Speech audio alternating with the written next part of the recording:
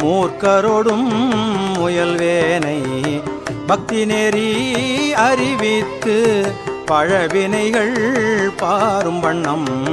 சித்தமலம் அறிவித்து சிவமாக்கி எனையாண்ட அத்தன் எனக்கு அருளியவாறு ஆர் பெறுவார் அச்சோவே நெறியல்லா நெறி தன்னை நெறியாக நினைவேனை சிறுநெறிகள் சேராமே திருவருளே சேரும் வண்ணம் குறி ஒன்றும் இல்லாத கூத்தன் தன் கூத்தை எனக்கு அறியும் வண்ணம்